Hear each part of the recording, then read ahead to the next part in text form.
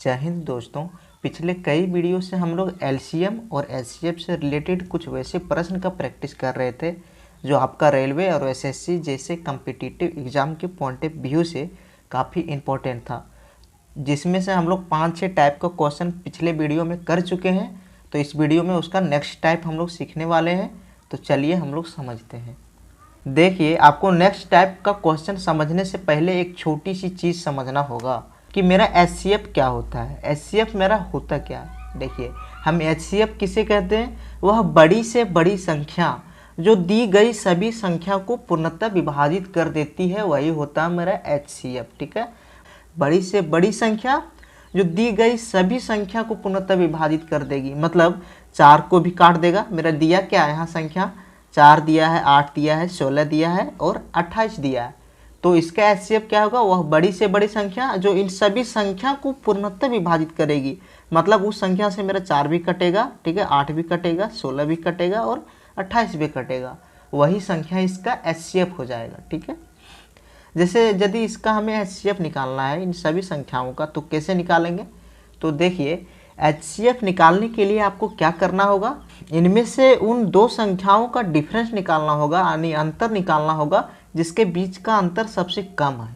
अब अंतर का मतलब आपको पता होगा कि अंतर का मतलब होता है घटाना। ठीक है, दो संख्याओं को आपस में घटाना। जैसे यदि मैं 4 और 8 का अंतर निकालूं तो मेरा कितना आ जाएगा? 4 आएगा। ठीक है, 8 में जाएगा 4। तो फिर 8 और 16 का अंतर निकालूंगा ना, तो इसका अंतर आ जाएगा 8।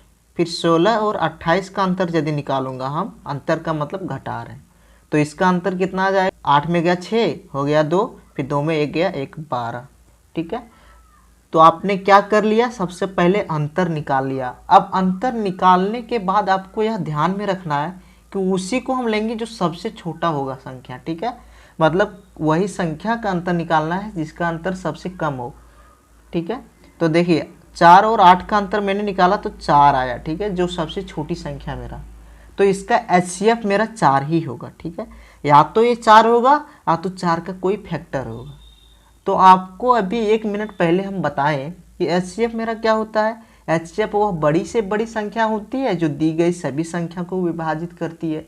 तो 4 से मेरा क्या 4 विभाजित है? हाँ, 4 से मेरा 4 पूर्णतः विभाजित है। फिर 4 से मेरा 8 भी पूर्णतः विभाजित हो जाएगा, 16 भी हो जाएगा और 28 भी। मतलब हम कह सकते हैं कि मेरा एचसीएफ कितना आ गया? 4 आ गया। ठीक है, जैसे हम एक और क्वेश्चन लें, ठीक है, एचसीएफ से रिलेटेड। मान लीजिए यदि यहाँ आपका 4 ही रहे, ठीक है, फिर 8 रहे, फिर 16 की जगह आपको मान लो 14 कर दिया और यहाँ कर दिया 20, और इसका एचसीएफ आपको निकालना है। ठीक है, क्या निकालना है हमें? एचसीएफ। तो कैसे निकालिएगा? आपको पता है कि सबसे पहले हमें क्या करना है? दो वैसी संख्याओं का बीच का डिफरेंस निकालना है जिसका डिफरेंस सबसे कम हो, और डिफरेंस को हम लोग हिंदी में बोलते हैं अंतर। मतलब 4 और 8 के बीच का अंतर सबसे कम आएगा। ठीक है, तो 8 में 4 गया, कितना हो गया मेरा? 4। इसका अंतर आया 4। मैंने अंतर तो निकाल दिया है। अब हमको क्या पता है कि एचसीएफ मेरा क्या होता है? वह बड़ी संख्या जो इन सभी संख्या को पूर्णतः विभाजित कर देती है। ठीक है, तो अब 4 से इन सभी संख्या को भाग देके देखिए क्या मेरा कटता है। तो 4 से मेरा देखिए ये 4 तो पूर्णतः विभाजित हो जाएगा, 8 भी पूर्णतः विभाजित हो जाएगा, लेकिन 14 देखिए मेरा पूर्णतः विभाजित नहीं होगा। मतलब एचसीएफ मेरा 4 अभी आया नहीं है। तो उसके लिए आपको क्या करना होगा? इसका फैक्टर करना होगा। तो यदि हम 4 का फैक्टर करें, 1, 2 या 4 होगा। ठीक है, यानी इसका 3 फैक्टर होगा।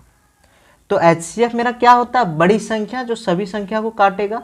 तो 4 से तो मेरा ये सभी संख्या पूर्णतः विभाजित नहीं हुआ, तो 4 के बाद कौन बड़ी संख्या है? मेरा 2 है। ठीक है, तो यदि हम 2 से भाग देके देखते हैं तो 2 से मेरा 4 भी कट रहा है, 8 भी कट रहा है, 14 भी कट रहा है और 20 भी कट रहा है। अर्थात हम कह सकते हैं कि मेरा एचसीएफ कितना आया?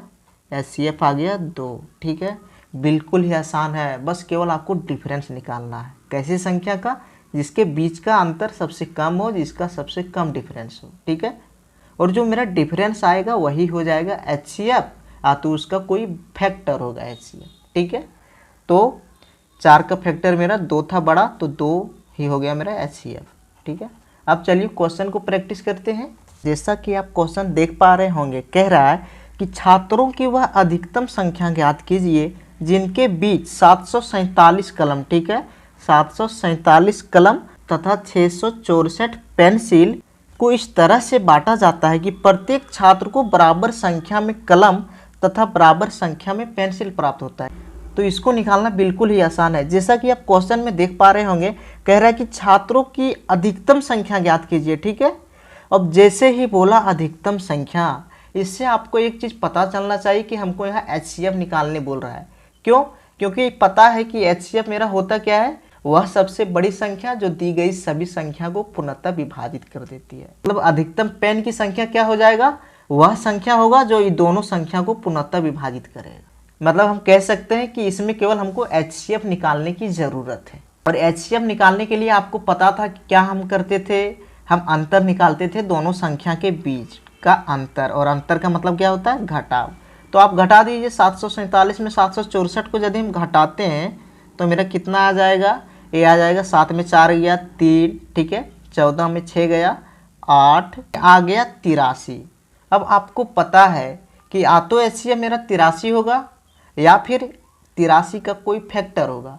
तो हम चेक कैसे करें कि HCF मेरा 83 है या नहीं, तो उसके लिए आपको क्या करना होगा, इस 83 से इन दोनों संख्या को भाग दे के देखिए कट रहा है कि नहीं। यदि कटेगा इसका मतलब HCF मेरा 83 ही है।